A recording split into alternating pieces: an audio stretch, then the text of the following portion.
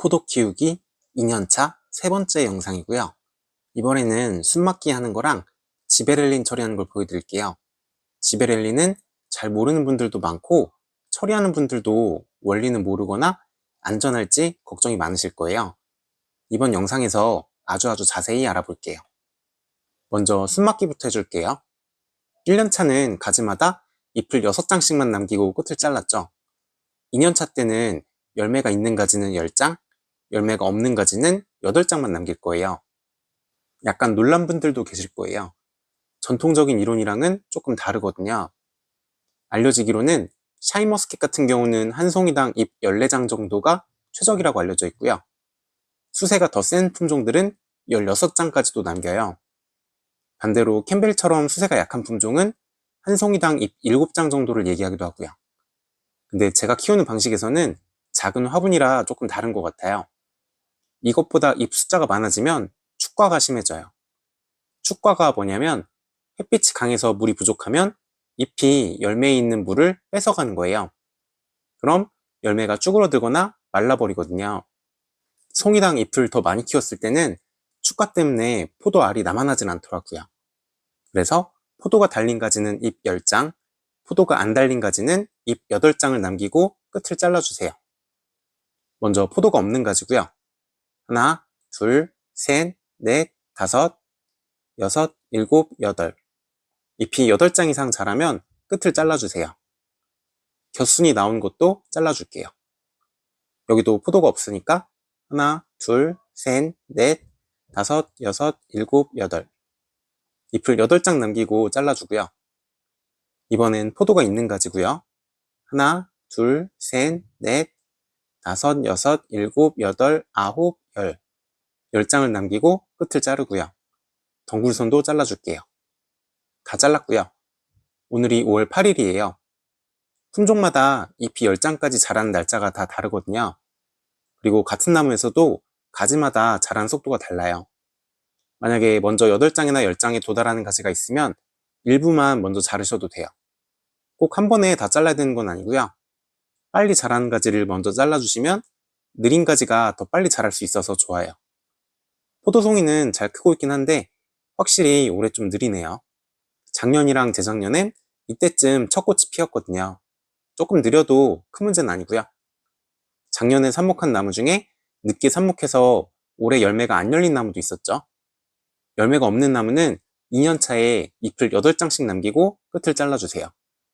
1년차 때는 잎을 6장씩 남겼는데 2년차 때는 영구가지는 다 자란 상태고요. 뿌리도 어느 정도 있는 상태라서 열매가지가 자랄 시간이 충분한 상태거든요. 그래서 잎을 8장씩 남겨도 모든 분이 다 꽃눈으로 분화될 수 있어요. 나무가 빨리 굵어질 수 있게 잎을 8장씩 남기고 순막기, 그러니까 가지 끝을 잘라주세요. 2년차 이상 순막기는 여기까지고요. 이제 지베렐린이랑 약품 처리 얘기를 해볼게요. 일단 제가 권장드리는 방법은 3번 처리하는 방법이고요. 첫 번째는 브라마이신, 그 다음에는 1차 지베렐린, 그리고 마지막으로 2차 지베렐린을 처리할 거예요. 그 중에 1차 지베렐린 때는 풀매트도 같이 처리할 거고요. 일반적으로 하는 방법이랑은 좀 다를 수 있어요. 하나씩 자세히 설명드려 볼게요. 일단 브라마이신 같은 경우는 상품명이고요. 성분은 스트랩토마이신이 들어있어요. 스트랩토마이신은 항생제고요. 사람에게도 결핵 치료제로 쓰는 항생제예요.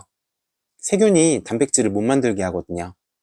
세포 안에 리보솜이라는 곳에서 단백질을 만드는데 스트랩토마이신이 세균 리보솜에만 결합해요. 동물이나 식물 리보솜에는 못 붙고요. 그래서 선택적으로 세균만 죽일 수 있어요. 그런데 항생제로 쓰일 때랑은 다른 원리로 포도에서는 씨앗을 없애는 역할을 해요. 배젖이라고 싹이 먹는 양분에 해당하는 부분이 없어지게 만들거든요. 그러면 씨앗이 제대로 안 만들어지겠죠?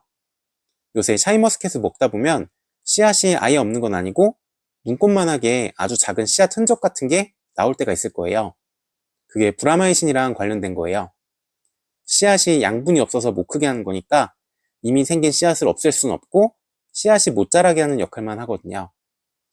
그럼 여기서 알 수 있는 게 브라마이신을 너무 늦게 처리하면 씨앗이 미리 커져 버리겠죠. 노동력을 줄이기 위해서 브라마이신을 1차 지베렐린이랑 동시에 처리하기도 하거든요. 그러면 꽤 큰 씨앗이 이미 생겨 있을 수도 있어요. 물론 처리를 아예 안 한 것보다는 낫겠지만 이 사진에 있는 것보다는 훨씬 크게 씨앗이 남거든요.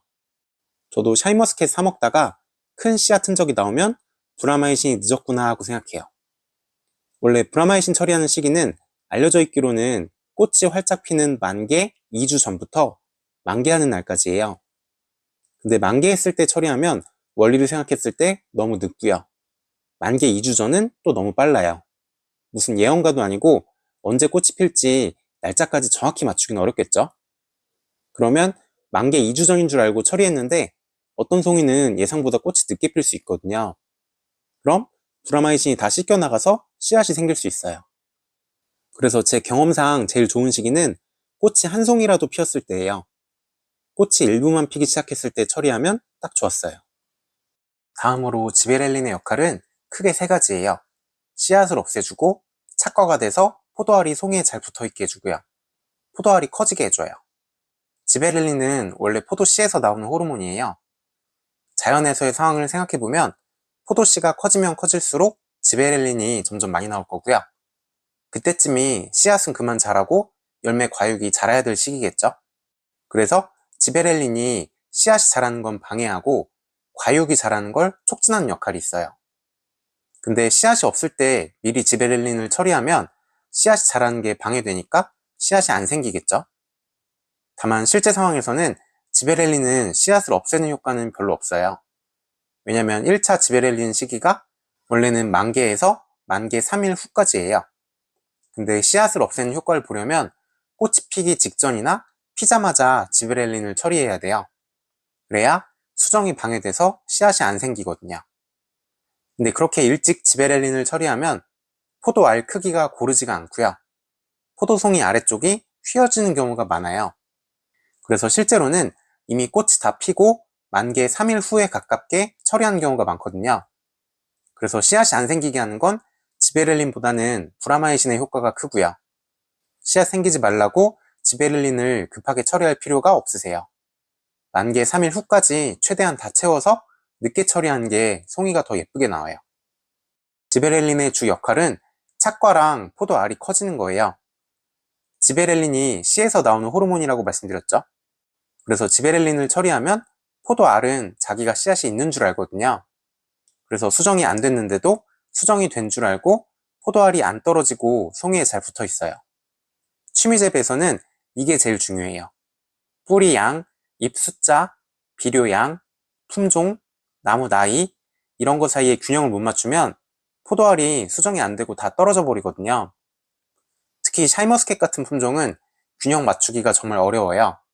그래서 다른 건 다 안 해도 지베렐린 정도는 처리해서 착과를 시켜주는 게 정신건강에 좋아요. 저도 처가 노지에 심어놓은 건 신경을 안 썼더니 100송이 넘게 포도가 생겼다가도 수정이 안 돼서 착과가 한 송이도 안 되더라고요. 그 다음에 포도알이 커지는 것도 지베렐린 때문에 씨앗이 있다고 착각하니까 열매가 점점 성숙하면서 커지는 거예요. 그래서 실제 상황에서는 지베렐린의 주 역할이 착과랑 포도알이 커지는 거고요. 마지막으로 풀매트도 살펴볼게요.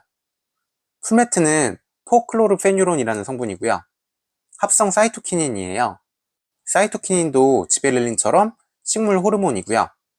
근데 포클로르페뉴론은 원래 식물에 있는 사이토키닌은 아니에요. 사이토키닌 중에 제아틴이라고 옥수수에 많은 사이토키닌이 있는데 그거랑 비슷하게 합성해서 만든 사이토키닌이 포클로르페뉴론이에요. 사이토키닌이 원래 식물에서 세포 분열이랑 세포가 커지게 하는 역할을 하거든요.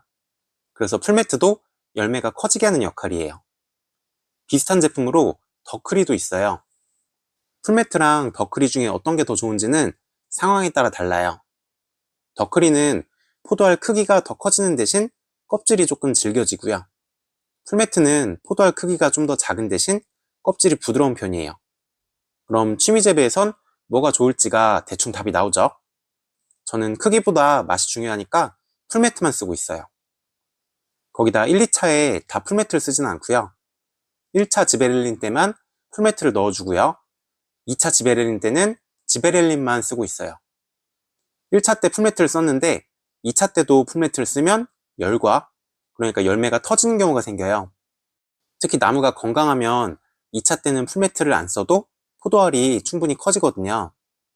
그리고 풀매트가 비싸기 때문에 굳이 2차 때는 쓰지 마시고요. 1차 때만 쓰시면 돼요. 포도알 크기를 결정하는 건 세포 분열이 제일 중요하거든요. 세포 하나하나가 커지는 건 나중에도 얼마든지 커질 수 있는데 세포 개수가 몇 개 있는지는 처음에 세포가 분열할 때 결정되면 이후에는 바꿀 수가 없어요. 그래서 세포 분열이 가장 활발한 1차 지베렐린 처리 때 풀매트를 써주면 세포 분열이 많이 돼서 세포 개수가 늘어나고요. 2차 때는 풀매트를 쓰면 세포 크기만 커지는 건데 세포 크기는 나중에 더 키울 수 있어요. 사실 포도알이 커지는 게 약품도 중요하지만 나무가 튼튼해야 되거든요. 그래서 1년차부터 제 영상을 따라오셨으면 이 표대로만 처리해도 충분해요. 실제로 농사를 짓는 경우에는 지베렐린 농도랑 풀매트 농도 같은 것도 나무 수세를 보고 해마다 조금씩 조정해야 돼요. 그리고 포도 품종마다도 권장 농도가 조금씩 달라요. 근데 제 방법대로 키우셨으면 품종 상관없이 나무 자라는 게 대충 비슷하게 크거든요. 화분 크기를 부직 화분 대형으로 고정했고 비료 양도 딱 정해진 양을 주기 때문에 어떤 품종을 키워도 비슷하게 커요. 나무 나이도 크게 상관이 없고요. 그래서 머리 아프게 약품 농도를 바꾸지 마시고 이 농도대로만 주시면 이렇게 멋진 포도가 달릴 거예요. 여기까지 각 약품에 대한 원리를 자세하게 말씀드렸고요. 아마 교육 같은 거 들어보셔도 방법만 알려주지 원리를 이렇게 자세히 말해주는 곳은 잘 없을 거예요. 저도 우리나라 자료는 자세한 게 없어서 해외 논문을 하나씩 뒤져서 다 찾은 거거든요. 찾아보니까 이런 원리 자체가 최근 10년 동안에 자세히 밝혀진 거예요. 너무 깊이 들어가면 아무도 안 보실까봐 적당히만 설명했지만 아마 포도 키우시는 분들은 설명드린 거 정도만 보셔도 꽤 도움이 되실 것 같아요. 혹시나 주변에 관련된 분들이 있으면 영상 공유해 주셔도 좋을 것 같고요. 이제 이 약품들이 안전한지를 다뤄볼게요. 먼저 브라마이신부터 볼게요. 브라마이신은 결핵에 쓰는 항생제라고 말씀드렸고요. 이미 사람한테 쓰고 있는 물질이죠. 큰 문제는 없다는 뜻이에요. 다만 당연히 모든 약은 부작용이 있기 때문에 스트랩토마이신도 부작용이 있고요. 몸무게가 50kg인 사람 기준으로 하루에 0.7g 이상 흡수되면 청력에 문제가 생길 수가 있어요. 뒤에서 다시 보여드리겠지만 저희가 물 2리터에 2g을 넣을 거고요. 이걸 포도송이에 묻힐 거예요. 묻어봐야 얼마 안 묻겠죠?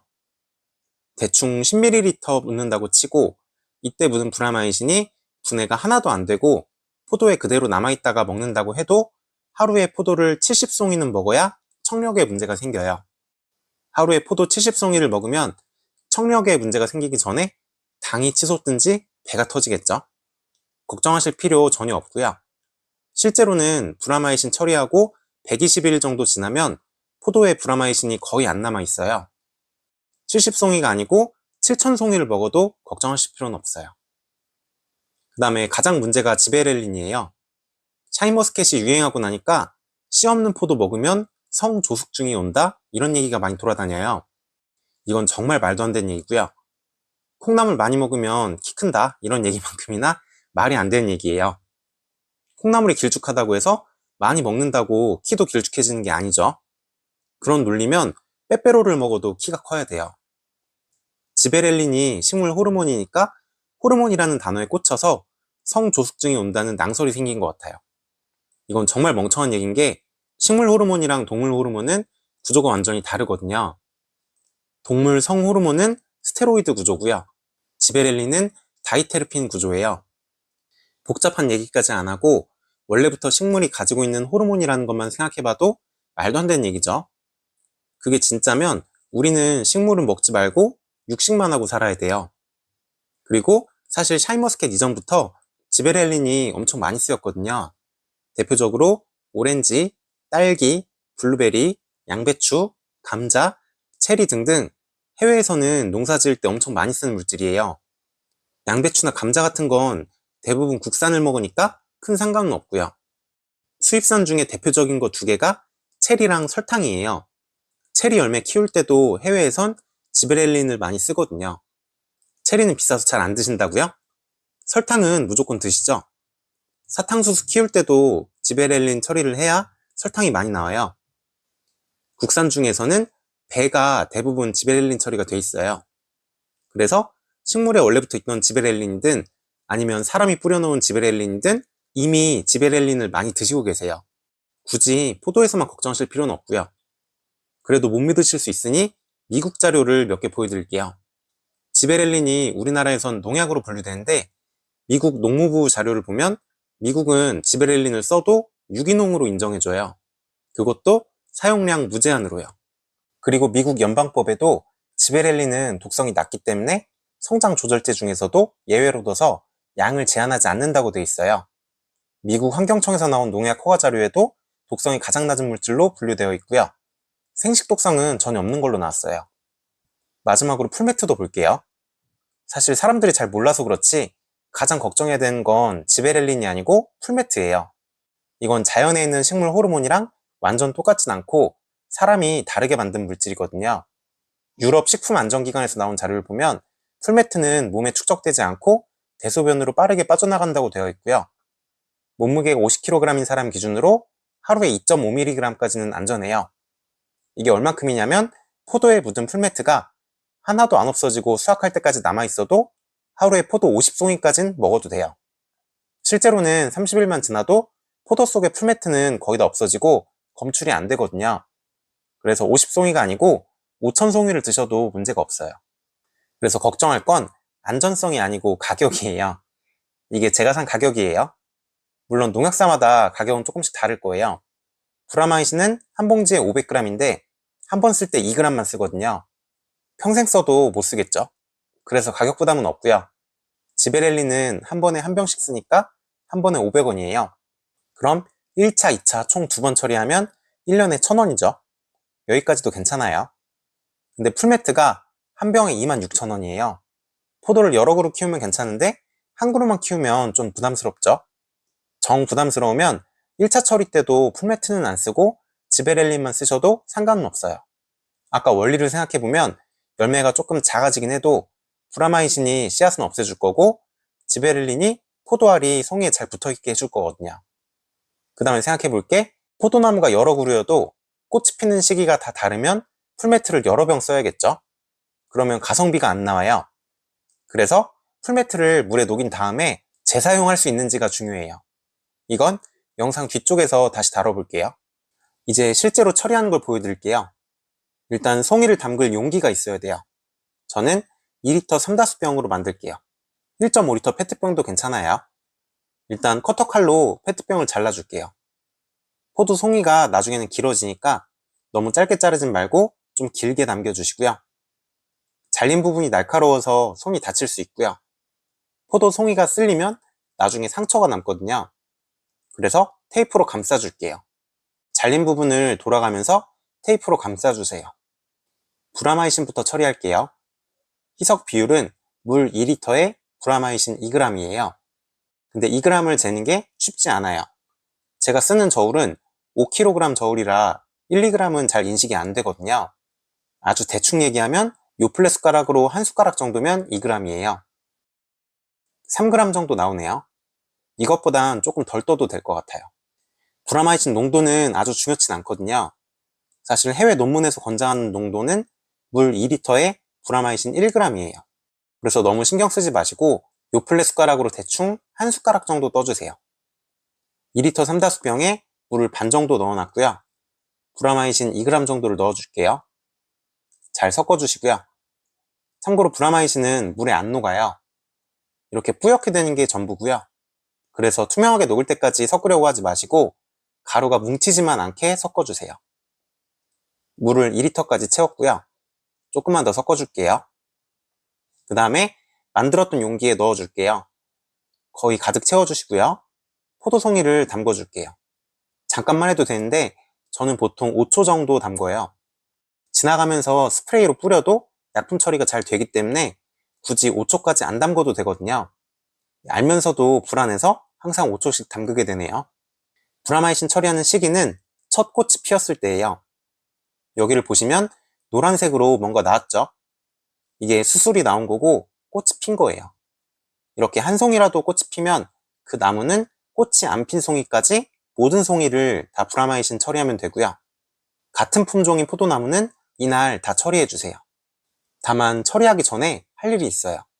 송이를 좀 잘라줘야 돼요. 이걸 화수정형이라고 하고요. 저는 미리 안 하고 브라마이신 처리 직전에 하는 편이에요. 송이에 큰 문제가 없죠. 일단 어깨송이부터 자를게요. 혹시나 송이에 문제가 있으면 이쪽을 자르고 어깨송이를 남겨도 돼요. 어깨송이를 잘랐고요. 그 다음에 남길 길이를 정해야 돼요. 이렇게 몇 단인지를 세서 5단이나 6단을 남기기도 하거든요. 근데 몇 단인지 세는 게 애매하더라고요. 그래서 저는 브라마이신 처리할 때 기준으로 손가락 2마디 정도를 남겨요. 길이로는 대충 5cm 정도고요. 이쪽도 어깨송이를 자르고 손가락 2마디 정도를 남길게요. 이렇게 송이를 좀 잘라준 다음에 브라마이신 처리를 하면 되세요. 오늘이 5월 17일이거든요. 거봉 닮은 포도는 첫 꽃이 펴서 브라마이신 처리를 했는데 금양 1호, 썸머블랙, 샤인머스켓, 미와이는 아직 더 있어야 될 것 같아요. 오늘은 5월 23일이고요. 나머지 품종들도 꽃이 폈어요. 브라마이신 처리를 해줄게요. 그 다음에는 1차 지베렐린 처리예요.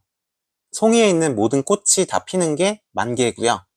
만개한 날부터 만개 3일 후까지가 처리 기간이에요. 근데 만개 3일 후에서 하루 이틀 늦는 건 괜찮은데 만개에서 하루라도 먼저 하면 송이 끝이 휘어지거나 알 크기가 고르지 않거든요.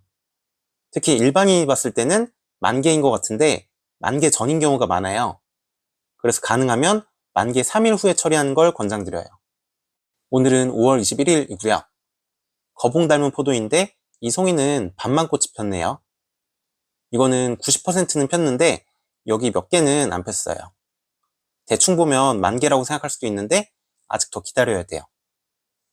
여기도 60%만 폈고요.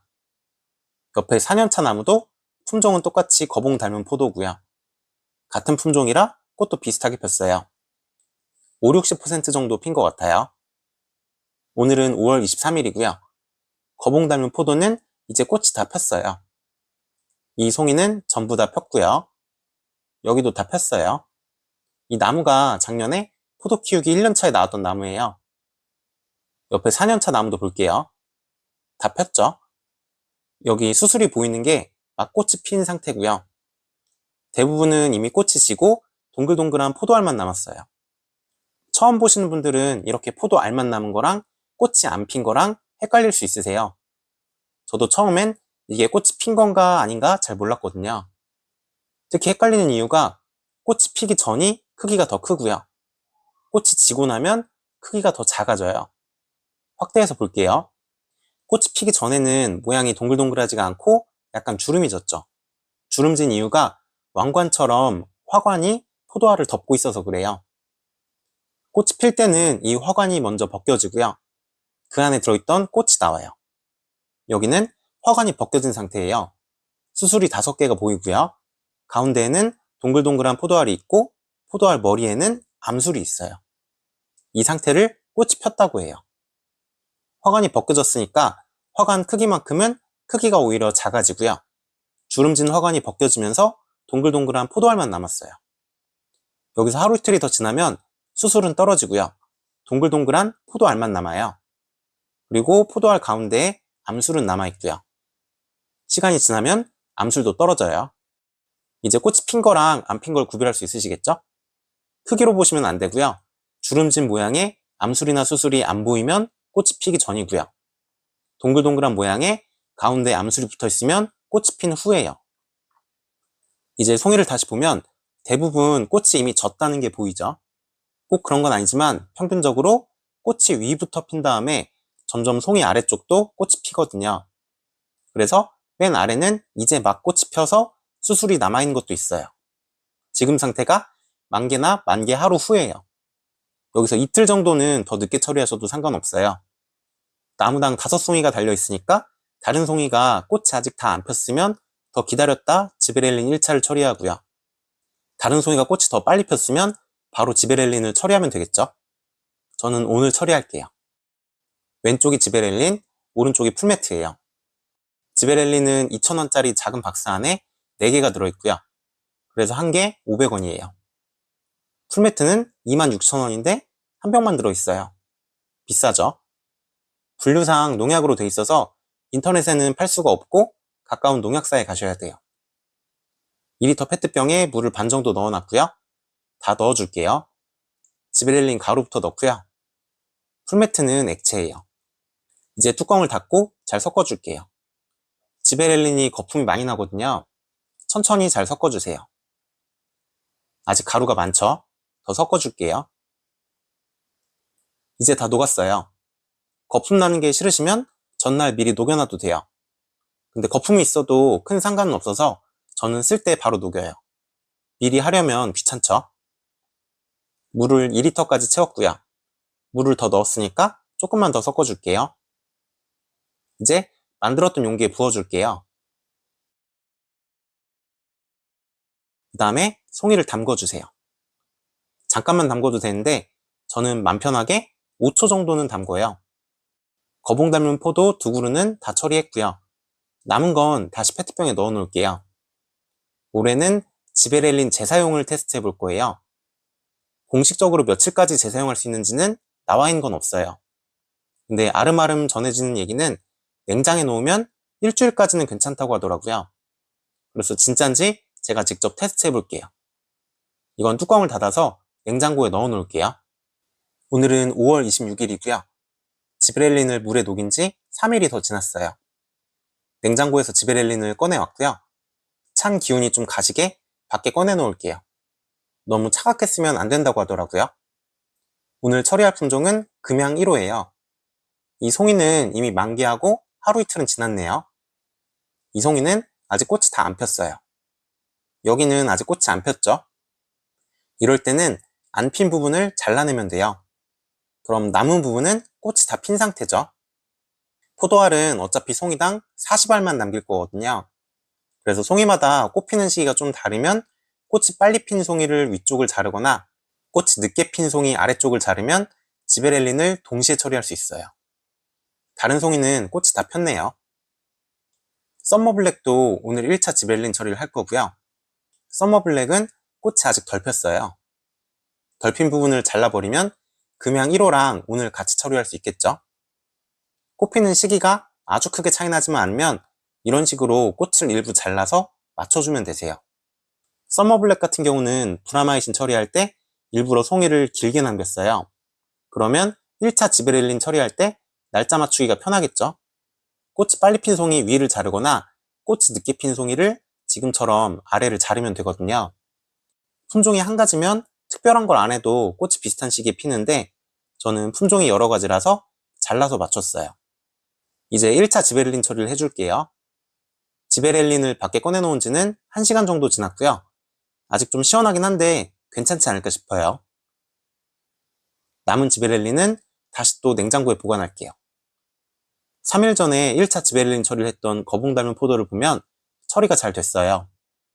포도알이 안 떨어지고 잘 붙어있죠. 처리가 잘 안 됐으면 지금쯤부터 알이 우수수 떨어지거든요. 오늘은 5월 29일이고요. 샤인머스켓에 1차 지베렐린 처리를 할 거예요. 왼쪽은 오늘 지베렐린이랑 풀매트를 새로 물에 녹여서 만들었고요. 오른쪽은 5월 23일에 녹였던 걸 냉장고에서 다시 꺼내왔어요. 1시간 정도 지났고요.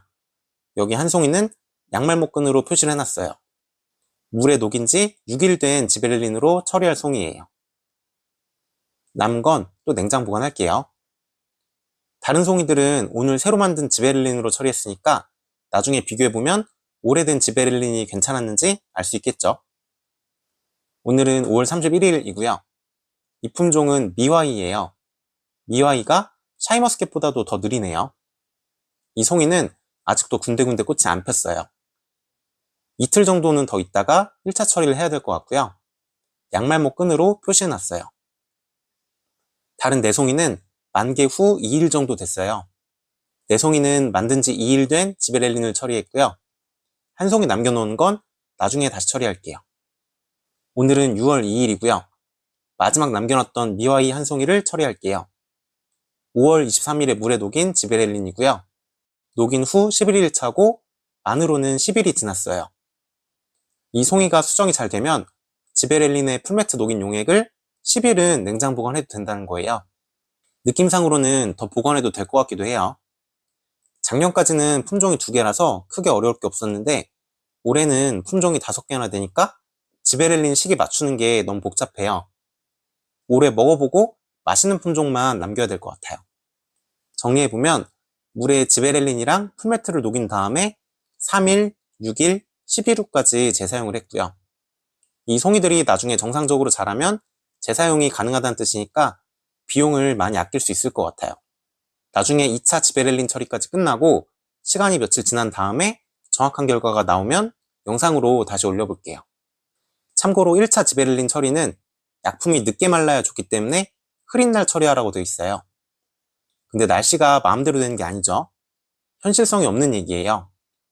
그리고 제가 해마다 날씨랑 온도를 기록해보면 별 상관은 없었어요. 오히려 날씨보다는 확실히 만개한 이후에 특히 만개 후 3일을 다 채울수록 결과가 좋았어요. 알 크기가 확실히 일정하게 자라거든요. 물론 이것도 송이마다 꽃피는 시기가 조금씩 다르면 어떤 송이는 만개 후 3일을 다 채울 수 있고 어떤 송이는 만개하자마자 처리해야 될 수도 있어요. 그래서 결론적으로 날씨랑은 상관없이 만개 후 모든 송이를 다 처리할 수 있을 만한 때 처리하시고요.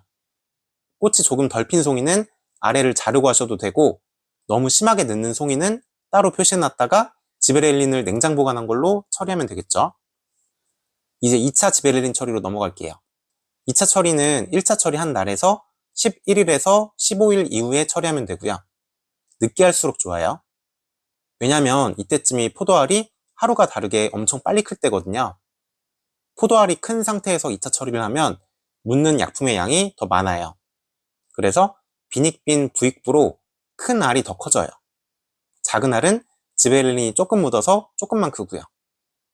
저는 날짜 계산하기가 귀찮으니까 보통 1차 처리하고 2주 후 같은 요일에 2차 처리를 하고 있어요. 그럼 1차 처리 후 14일이죠. 물론 다른 바쁜 일이 있으시면 11일에서 15일 사이에서 아무 때나 하셔도 아주 큰 차이는 없어요. 여기 샤인이랑 미와이는 1차 처리는 5월 29일, 5월 31일, 6월 2일에 나눠서 했거든요. 그럼 2차 처리는 6월 13일에 한 번만 하면 1차 처리 후 15일, 13일, 11일 후가 돼요. 전부 11일에서 15일 사이에 들어오죠. 2차 처리는 이런 식으로 몰아서 해도 되세요. 그리고 2차 처리도 지베렐린을 6월 4일에 물에 녹인 다음에 계속 재사용해 볼게요. 그럼 물에 녹이고 5일 후, 9일 후에 사용해도 되는지를 알 수 있을 거예요. 앞에서 말씀드린 대로 2차 처리는 풀매트는 안 쓸 거고요. 지베렐린만 써도 충분해요. 오늘은 6월 4일이고요. 실제로 2차 지베렐린 처리를 해볼게요. 포도알이 많이 컸죠? 이 송이는 생긴 건 못생겼는데 알이 훨씬 커요. 이건 남아있는 포도알 숫자가 적어서 그래요. 확실히 포도알을 적게 남겨야 알이 커져요. 포도알이 많이 달린 건 알이 작고요. 2차 처리 직전에는 알 속기를 해야 돼요. 이때쯤 되면 제대로 약품 처리가 된 거랑 약품 처리가 안 된 알이 확연히 차이가 나거든요. 그리고 빨리 알을 솎아줘야 남은 포도알이 더 잘 커요. 여기 보면 이렇게 누가 봐도 작은 포도알이 있죠? 이런 걸 잔알이 박힌다고 하는데 약품 처리가 제대로 안 된 거예요. 그렇다고 뭔가 잘못한 건 아니고요. 1차 처리를 할 때 이미 포도알이 떨어지려고 했던 거예요. 그 당시에는 크기가 다 비슷해서 표가 안 났던 거고 이제는 확연히 차이가 나는 거고요. 이런 잔알부터 잘라줄게요. 그 다음에는 큰 포도알 중에서도 수평으로 자라는 것만 남기고요. 아래를 향하거나 위를 향하는 건 잘라줄게요. 왜냐면 그런 건 나중에 송이 안쪽에 박히거든요. 이 포도알이 아래를 향하고 있죠? 이런 건 나중에 안에 박혀서 제대로 클 수가 없어요. 그리고 다른 포도알이랑 서로 눌러서 결국에는 터지거나 잘못하면 곰팡이병이 올 수도 있어요. 그래서 지금 미리 제거해야 돼요. 이런 식으로 안쪽을 향하는 건 전부 제거해 주세요. 이게 말은 쉬운데 생각보다 어려워요. 이상하게 꼭 안쪽을 향하는 포도알이 제일 크거든요. 자르려면 너무 아까워요. 그래서 해마다 수확할 때가 되면 안에서 박혀서 터진 걸 파내면서 내년엔 더 과감하게 잘라야지 하고 생각하는데 막상 다음엔 자르기가 너무 아깝더라고요. 그래도 올해는 최대한 과감하게 잘라볼게요. 포도알이 생각보다 엄청 크게 자라요. 그래서 지금 단계에서는 포도알 사이에 공간이 많아야 돼요. 포도알이 너무 몰려있어서 서로 닿는 곳은 지금 미리 솎아야 돼요. 포도알이 자라면 자랄수록 점점 더 아까워서 못 자르게 되실 거예요. 적정 포도알 숫자는 송이당 40개에서 50개예요. 몇 개 안 달린 것 같아도 지금도 한 60개는 되는 것 같아요. 좀 더 자를게요. 정확하게 세는 게 참 어려운데 한 50개쯤은 남은 것 같아요. 이 정도로 남겨볼게요. 한 송이만 더 해볼게요. 이건 잔알은 거의 없네요. 수평으로 자라는 거 위주로 남기고 아래로 자라거나 위로 자라거나 안쪽으로 자라는 건 전부 자를게요. 포도알 숫자는 충분해 보이고요. 이쪽은 남기면 송이가 너무 펑퍼짐해질 것 같아요. 통째로 자를게요. 주의하실 게 자르다 실수해서 송이를 아예 잘라버릴 수도 있어요. 그래서 가능하면 날이 작은 가위로 잘라주시고요. 저처럼 아예 포도 가위를 하나 장만하셔도 좋아요. 아로스 제품이고요. 저는 2021년에 샀는데 가위 날을 갈지도 않고 만 4년 넘게 써도 멀쩡해요. 딸기나 꽃이나 다른 식물 자를 때도 정교한 작업이 필요할 때 좋더라고요. 알속기는 다 끝냈고 2차 지베렐린 처리를 할게요. 물에 녹이는 방법은 똑같아요. 2리터 페트병에 물을 반쯤 넣었고요. 지베렐린 한 병을 넣어줄게요. 뚜껑을 닫고 완전히 녹여주세요. 거품이 나니까 너무 세게 흔들지는 마시고요. 다 녹았으니까 물을 2리터까지 채우고요. 조금만 더 섞을게요. 2차 처리도 5초 정도 담궜고요. 2차 처리는 이렇게 묻어있는 지베렐린을 털어주라고도 해요. 2차 때는 약품이 포도알에 오래 묻어 있으면 그 부분에 무늬가 생길 수 있거든요. 그래서 날씨도 지베렐린이 빨리 증발하게 맑은 날 하는 걸 권장하고요. 근데 저는 하우스가 아니고 옥상이라 그런지 흐린 날 처리해도 아무 상관없었고요. 굳이 털어주지도 않고 있어요. 남은 지베렐린은 냉장고에 넣어놨다가 재사용할게요. 1차 처리랑 2차 처리 때 재사용한 게 괜찮은지는 다음 영상에서 확인해 보고요. 2차 지베렐린 후부터는 물을 잘 주셔야 돼요. 포도 재배 교제에는 싹이 틀 때부터 시작해서 물을 줄였다가 늘렸다가 시시각각 물 주는 양을 바꾸라고 돼 있어요. 근데 제 경험상으로는 부직 화분에서는 화분 바닥으로 물이 흐르지만 않게 주면 별 상관이 없었어요. 다만 2차 지베렐린 처리 후부터는 물이 절대로 부족하면 안 돼요. 이때부터는 열매의 수분이 많아지거든요. 그러면 잎이 물이 부족하면 열매 있는 물을 가져가 버려요. 그래서 앞에 말씀드렸던 축과가 잘 생기거든요. 이맘때부터는 화분이 완전히 바짝 마르지 않게 조심해 주세요. 마지막으로 비료랑 지베렐린 관계를 얘기해 볼게요. 작년까지는 1차 지베렐린 전에 인상가리를 줘서 성장을 억제시키고 1차 지베렐린 3일 후부터는 착과가 끝났으니까 세포 분열이 빨리 되라고 질산칼슘, 질산칼륨 이런 빨리 흡수되는 질소비료를 줬어요. 이론적으로 이렇게 하라고 되어 있긴 한데 하면서도 식물이 진짜 그렇게 시시각각 변할까? 의문이 들더라고요. 그래서 올해는 복잡한 건 다 빼버리고 어분골드로 처음부터 질소를 꾸준히 줬어요. 이론대로면 이렇게 하면 포도알이 착과가 안 되고 다 떨어져 버릴 염려가 있어요. 근데 아무 문제도 없이 착과가 잘 됐어요. 아마 숨막기를 해서 성장을 억제시켜놨고 부직 화분이라 뿌리가 건강하다 보니까 크게 상관은 없는 것 같아요. 영상이 너무 길어져서 일일이 보여드리진 않았는데 이전 영상에서 보여드렸던 이 표대로 비료는 계속 주고 있고요. 아직까지는 건강하게 잘 크고 있죠. 다음 영상에서는 지베렐린 보관 기간별로 포도 송이가 잘 자라고 있는지 확인해 볼게요. 긴 영상 봐주셔서 감사합니다.